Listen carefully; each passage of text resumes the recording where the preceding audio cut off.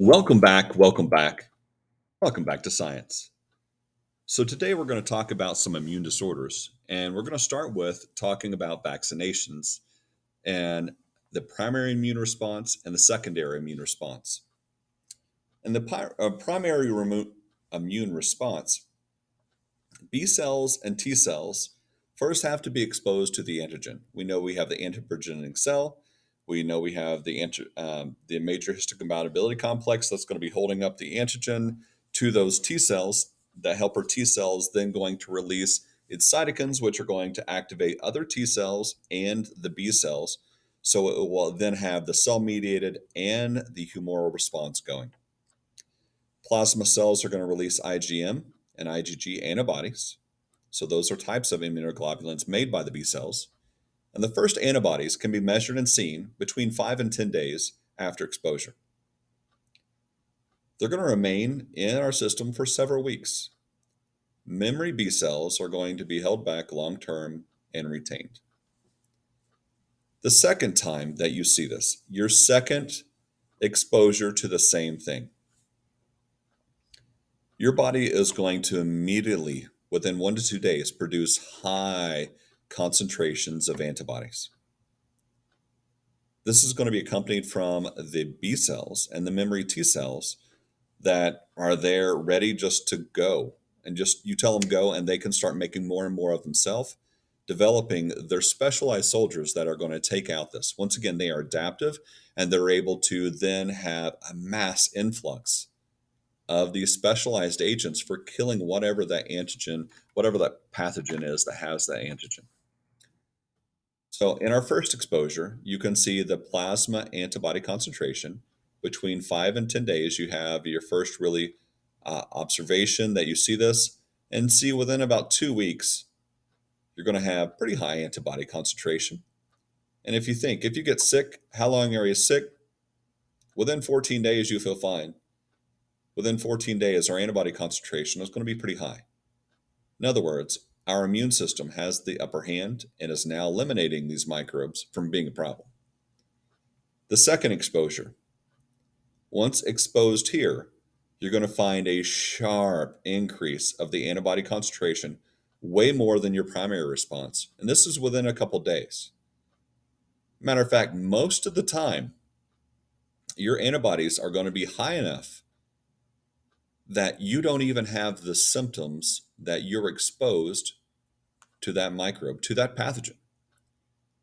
So your immune system is eliminating this without you even appreciating that they are eliminating it. So with vaccination, vaccination exposes you to a weakened or dead version of that pathogen or the antigen of that pathogen. Let's say that it's just the antigen of the pathogen. That antigen is just a piece of that cell membrane that has a specialized part. Your body develops an immune response to that antigen, and anytime that it sees that antigen, it already has all of the structures needed to recognize and then has a major immune response. So by being vaccinated, let's say by um, varicella, something like that, the chicken pox, when you're exposed to that pox virus, your body immediately develops a very high antibody concentration, and you never really feel sick from being exposed. So vaccinations are great, and there's so many vaccinations that exist that are given at a young age. And my goal isn't to have a debate over whether or not they should be used. I have a very scientific background, and I look at data like this, and it drives a lot of my decision making. If you're bringing outside variables in it, I would rather not have an argument with this, because I'm going to be founded in the science of it and why vaccinations work. And they prevented and even eliminated so many things. Think of how often that you see people with polio now. Polio vaccine. All right, there are different classifications of immunity. One is naturally acquired. So the naturally acquired means that you have been exposed to that thing. So When exposed to that thing, your body is going to develop an immune response. And then if you see it again, you have the memory cells to be able to make that response immediately. Artificially acquired is going to occur by injection instead of the natural process. So this would be, let's say, MMR. You're going to have that vaccine and early childhood. That MMR is going to be measles, mumps, and rubella. You're going to have that injection, and your body is going to develop an immune response to this. So if you do see measles, mumps, or rubella, you're able to defend it before you ever have fully um, a physiological sickness due to this. So there's also classification whether or not it's going to be temporary or permanent. Passive immunity is going to be instead of developing an immune response on your own, you're given antibodies. Now, you're not giving the antigen that it then is going to generate your immune system. But this is, let's say that you're giving monoclonal antibodies for something, or more common, if you have a mother that is nursing your child. The mother may have the antibodies, but that child that is nursing is receiving those antibodies from her mother's milk. And so this is a type of passive immunity. The baby is going to take the benefits of not getting sick because it's going to have the antibodies, but it's not going to be generated independently. So this isn't going to make the baby, let's say the baby stops nursing and in a year later is exposed to this, that baby won't have that immune response to be able to prevent whatever it is um, as having their own memory cells, but instead while they were nursing, they were able to really take advantage of their mother's immune system as she is developing her immune response. And if you think of it, adults have seen a lot more sickness than a child has. And we have naturally occurred or even artificially acquired immunities to so many things. So as adults, we rarely get sick, especially in comparison with children. The viruses and things that we're exposed to, we develop an immune response to. And that's going on inside of us. And so we have high loads of those antibodies. And a nursing mother gives those antibodies to her child that most of the time the mother and the child are doing life together. So what one is exposed to, it's probably pretty likely that the other is exposed to as well. So the baby can really take advantage of the passive immunity that they're receiving from their mother. Active immunity requires you obtain an antigen and develop a response to it, producing memory cells and memory B cells that are going to be produced. All right. So let's talk about hypersensitivity. This is when somebody is allergic to something. This is an overexaggerated response. There's four different kinds of categories here: type 1, 2, 3, and 4 types of hypersensitivity. So one is type 1, where there's an allergy. A person produces an IgE, antibodies against a specific allergen. So this is something that's generating an allergic response. It could be something as simple as pollen or something that's more severe, like tree nuts, because the person um, may go into anaphylactic shock after exposure. So, when exposed to an allergen, within a few minutes, histamine is going to be released from mast cells, and this is going to cause usually red eyes, mucal content, and there could be other responses as well. You could have hives, you could have hay fever, asthma, eczema, gastric disturbances, or it could be as severe as anaphylactic shock.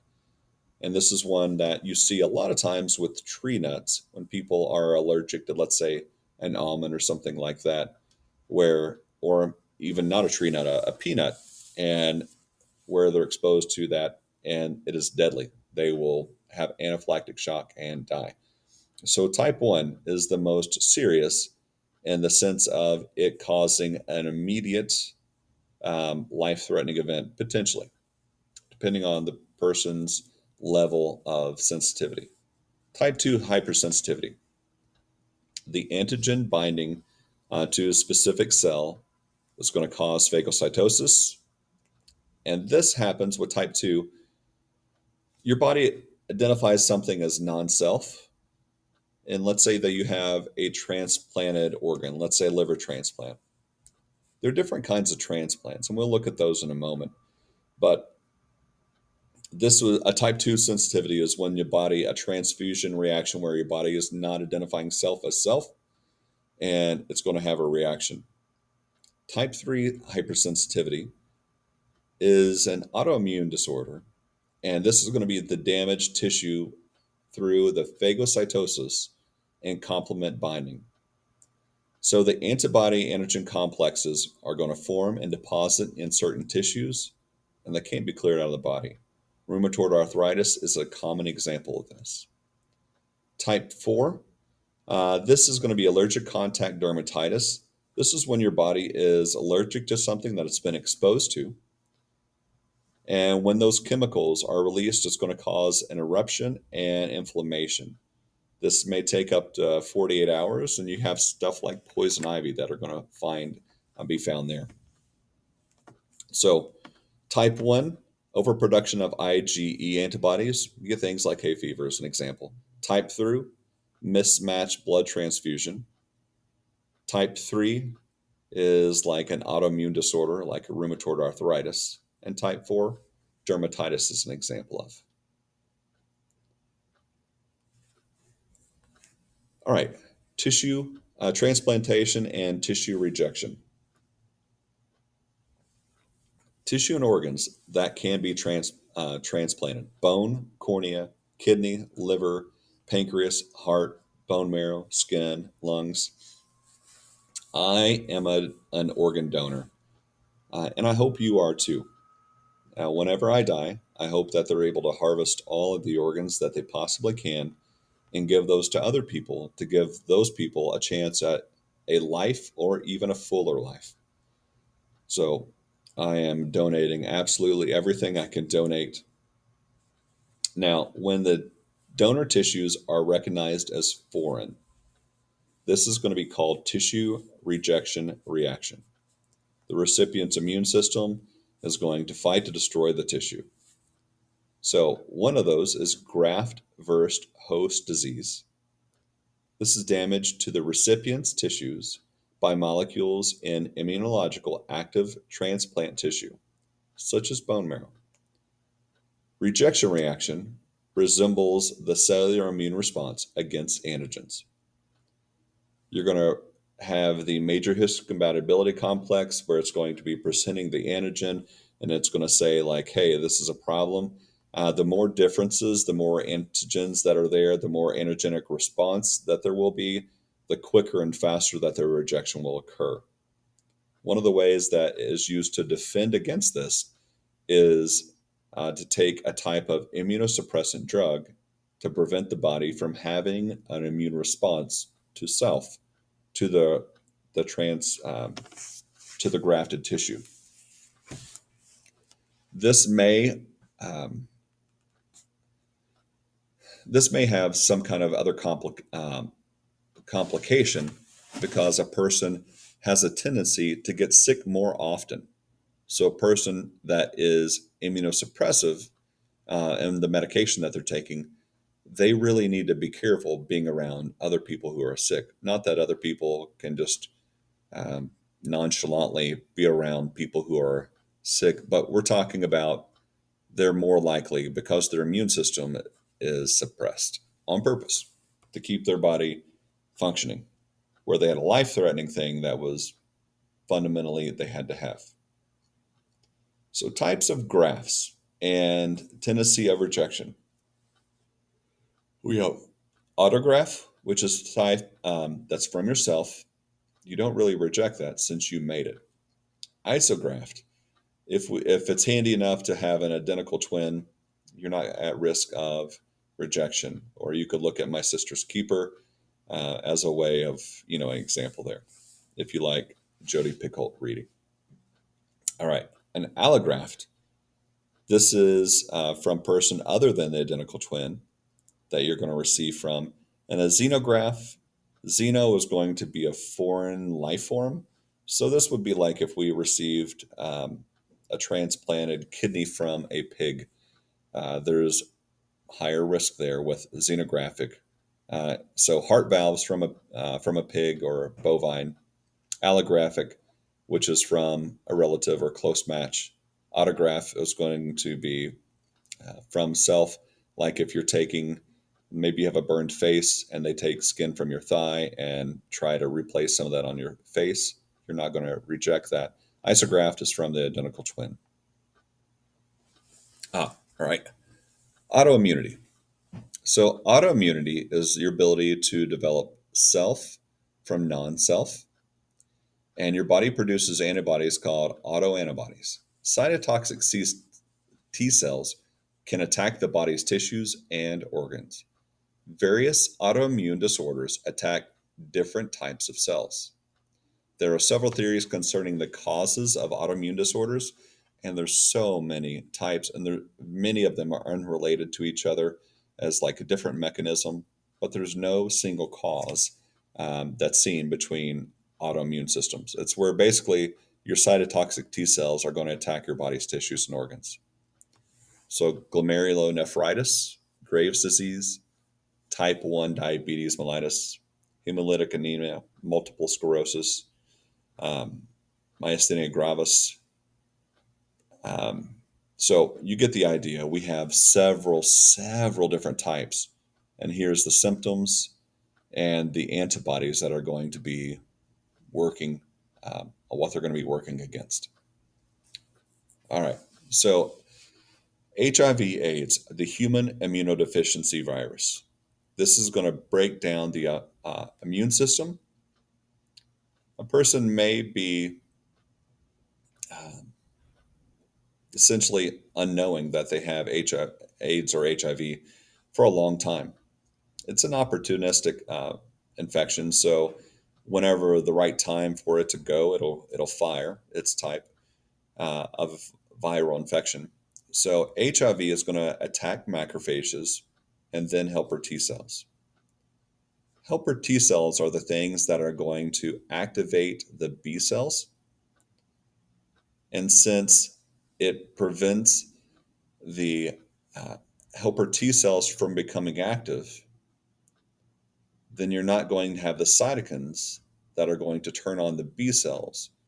And so you have a whole area of immunity that's not working. Plus, your cytotoxic T cells are not working. So a person is immunosuppressed. So a person oftentimes dies from the loss of immune response against a pathogen like pneumonia that they typically would take out, or maybe a cancer like Kaposi carcinoma. Oftentimes, a very typical cancer that you see on the surface of the skin near the ankles. So, modes of transmission: sexual contact, contaminated needles. It can be from the mother's milk, or it could be from the birthing process itself. All of these are processes of which you can have transmission of this. So, lifespan changes of your immune system. It's going to decline with age as your thymus gland shrinks. The strength of the immune response declines in elderly people. You're going to be at higher risk of infection, cancer, diseases like pneumonia as a person ages. T cell numbers decrease very slightly, and B cells numbers do not change, but active level declines in both types of lymphocytes. Antibody response to antigens becomes slower. IgA and IgG antibodies increase, IgM and IgE antibodies decrease. Vaccines may require an extra dose. More autoantibodies may be produced, increasing chance of developing an autoimmune disease. And elderly may not be candidates for certain medical treatments that suppress immunity, such as chemotherapy. All right, guys, this is going to sum it up for the lymphatic system and immunity. It's been good talking to you, and I look forward to seeing you soon. So long.